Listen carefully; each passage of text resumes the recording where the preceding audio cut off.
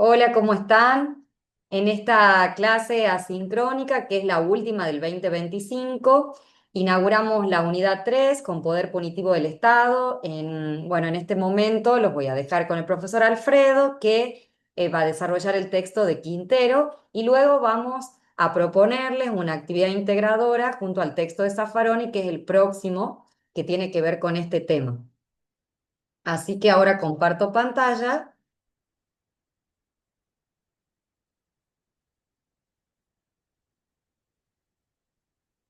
y los dejo con el profe. Bueno, ¿cómo están? Como les comentaba Florencia, ahora vamos a tomar contacto específicamente con el poder punitivo del Estado. Primero con este texto de Quintero sobre una conceptualización inicial del poder punitivo, su finalidad, su límite y la construcción del concepto de enemigo por el Estado, y luego ya con el segundo texto de esta unidad vamos a específicamente trabajar con un tema muy central en lo que tiene que ver con el poder punitivo del Estado, que es la criminalización primaria y secundaria, y por otra parte, una aproximación a las agencias del poder punitivo, que son las encargadas justamente de los procesos de criminalización. En cuanto, como les comentaba, la aproximación al poder punitivo, bueno, lo primero que tenemos que tener en claro es que tenemos que saber qué es el poder punitivo. Y en este sentido, Quintero es muy claro y muy sencillo cuando dice, el poder punitivo no es otra cosa que la facultad que tiene el Estado de aplicar una pena a la persona que ha cometido un delito. Ahora bien, esta facultad tiene un límite. Recordarán ustedes cuando trabajamos en la unidad uno lo que era el Estado de Derecho, que es un Estado sublegal.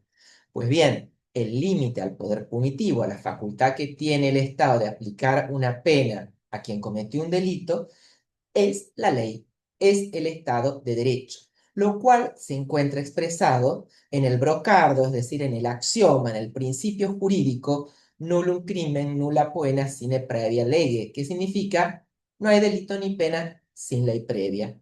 Entonces, lo que debe quedarle claro es que el ejercicio del poder punitivo presupone ¿ah? Una ley previa ¿m? Y que tiene, digamos, esta idea como límite. Si nos interrogamos en cuanto al origen del poder punitivo, Eh, en cuanto a que el Estado lo detenta, más allá de todo lo que hemos trabajado en la unidad 1 a propósito de cómo surge el Estado, lo que tiene que quedar claro en lo que aquí concierne es que el poder punitivo en manos del Estado tiene origen en el proceso de lo que se conoce como la expropiación del conflicto social por el Estado. Esto es, aquel proceso a través del cual, frente a un conflicto social, el Estado se presenta en ese conflicto y sustituye la venganza privada como mecanismo de solución de controversias, es decir, que los contendientes lo resuelvan entre ellos y se erige en árbitro de ese conflicto social. A partir de la expropiación del conflicto social por el Estado, es que el poder punitivo queda reservado a su órbita. Ahora bien, si nos interrogamos en torno de lo que es la finalidad del poder punitivo, inmediatamente la asociación es con los fines de la pena. ¿Mm? Si bien esto no es un curso de derecho penal, ni tampoco un encuentro profundizado desde nuestra materia con la criminología, por una cuestión de trabajo con los elementos que ponemos en juego en esta asignatura, nos vemos obligados a explicitar algunas cuestiones y no darlas por sentado. Entonces, mínimamente, nos interesa que ustedes sepan que en cuanto a los fines de la pena, básicamente las teorías, que son enormes, son muchas y se despliegan a lo largo de siglos, básicamente se engloban en tres grandes, digamos, bolsones, que son las teorías retribucionistas o absolutas, las teorías de la prevención o relativas y las teorías mixtas. Las teorías retribucionistas o absolutas, como digamos su designación lo indica, consideran que la pena es un fin en sí mismo, no requiere un fundamento exterior.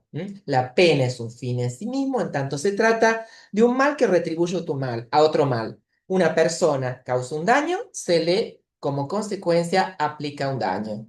Y como ven, el acento en las teorías retribucionistas o absolutistas está en la mirada retrospectiva, es decir, miran al pasado, el daño pasado que debe retribuirse con un daño presente.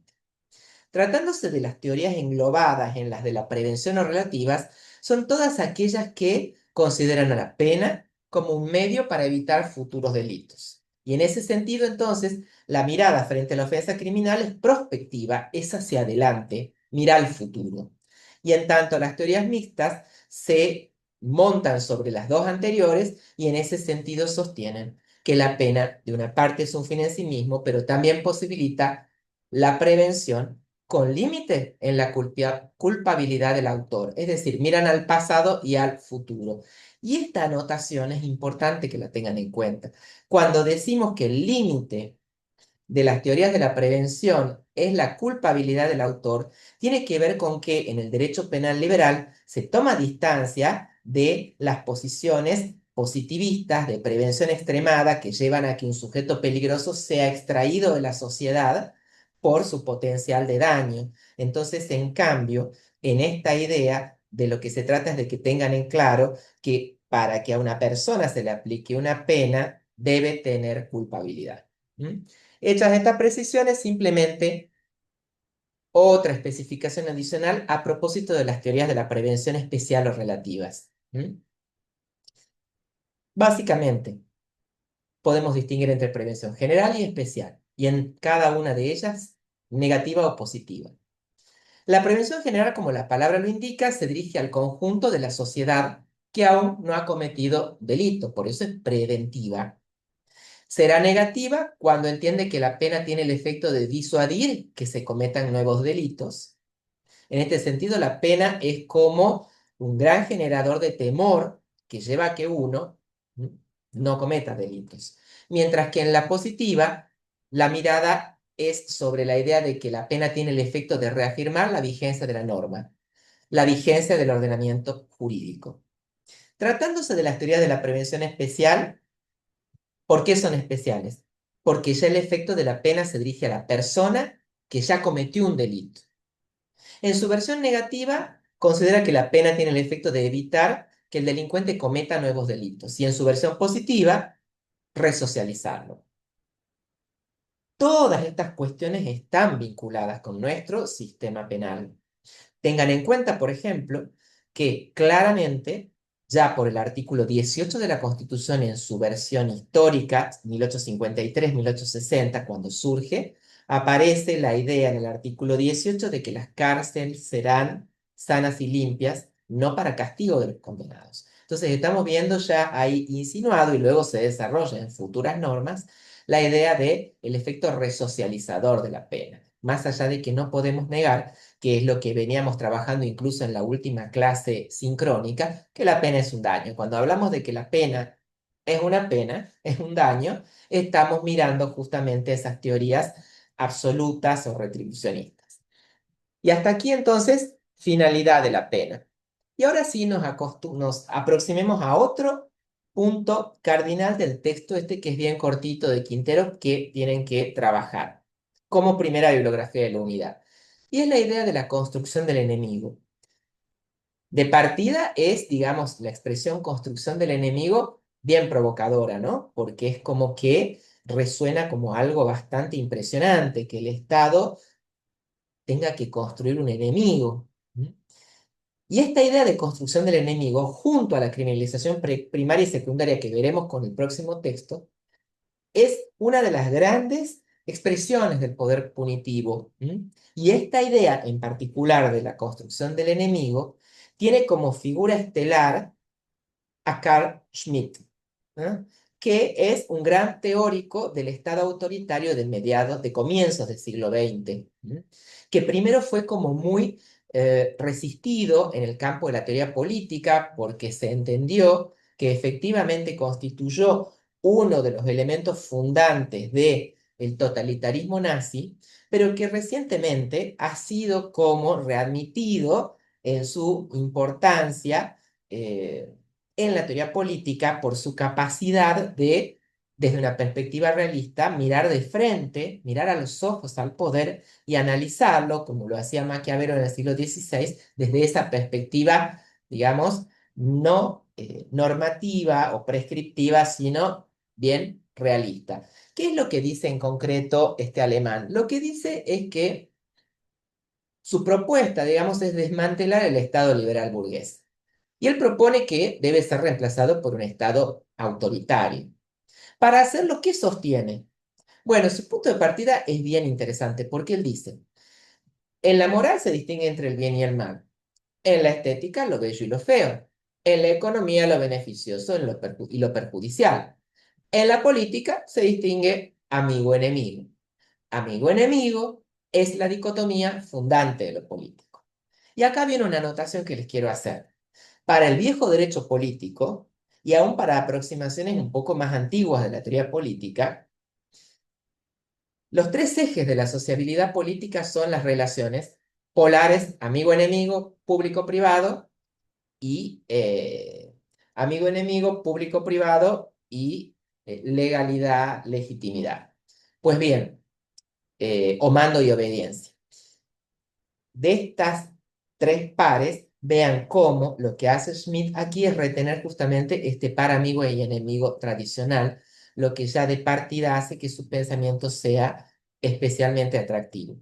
Pero además él dice, si nos detenemos en la dicotomía amigo y enemigo como fundante de la política, lo que él dice es que para que un Estado pueda asegurar su existencia, debe construir un enemigo, lo que hace de la guerra, es decir, la posibilidad real de matar físicamente, un presupuesto de la política. Y una última anotación en lo que aquí concierne relevante de la construcción del enemigo en la perspectiva de Carl Schmitt es la idea de que él dice, todo Estado construye un enemigo. Ahora bien, ese enemigo es una suerte de significante vacío, es decir, es una suerte de concepto con una carga semántica vaciada, no significa nada, en el sentido de que cada estado, históricamente, lo llena con un contenido distinto, en función de sus intereses.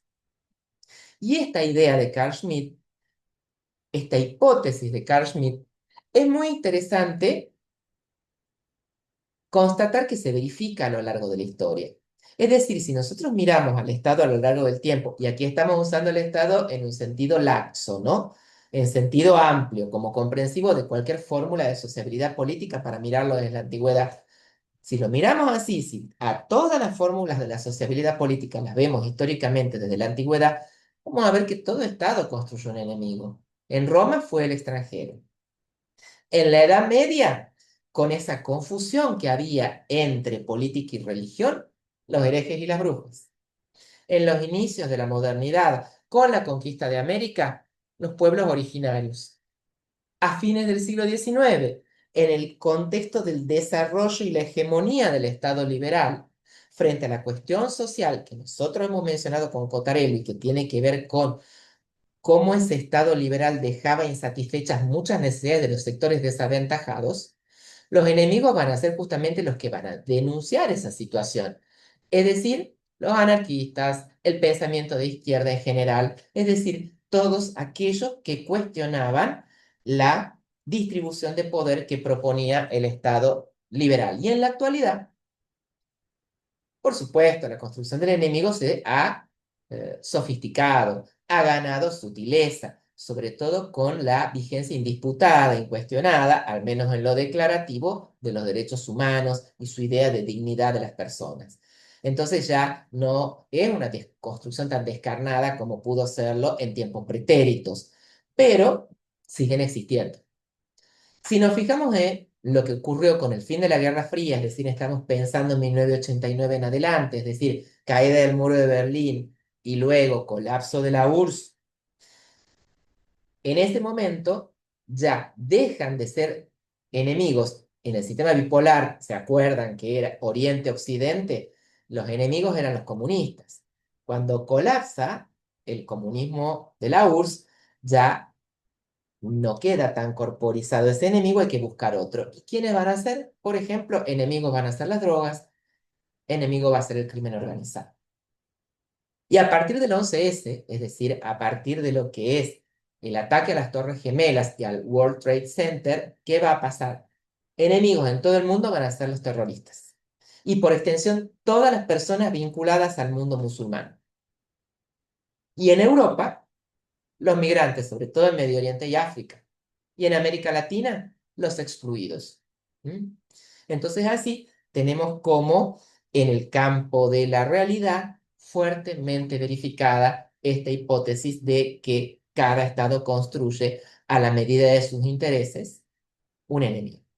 Y entonces quedamos por aquí con este texto de Quintero. Cualquier cosa después lo vamos viendo en las clases sincrónicas que quedan.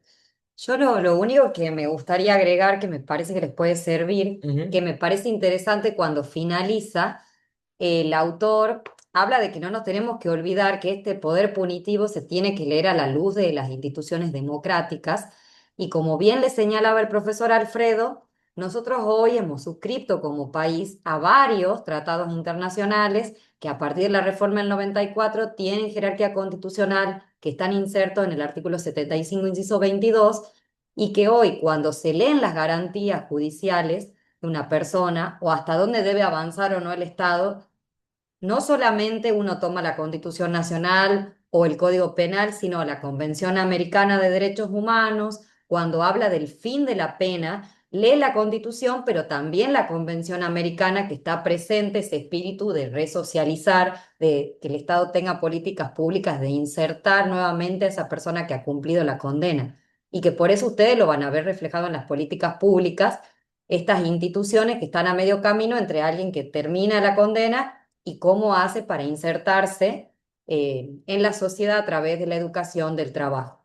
Y también me ha gustado esa idea que sobrevuela el texto cuando habla de que nos imaginemos otras formas de que el Estado ejerza su poder punitivo que no necesariamente tenga que ver con la privación de la libertad. Y él dice, le menciona ahí un montón de ejemplos de infracción a las normas y dice, ¿realmente justifican la privación de la libertad todos los delitos? ¿Realmente lo justifica? Y hoy vemos algunas sentencias innovadoras en ese sentido. Cuando hay violencia de género y no llega a constituirse en delito, hay reglas de conducta donde te mandan a hacer un curso o donde te mandan a hacer alguna actividad con impacto comunitario. Entonces, me gustan esos interrogantes que plantea el autor y se los dejo para que ustedes también lo reflexionen. Nos vemos en la próxima clase. Nos vemos.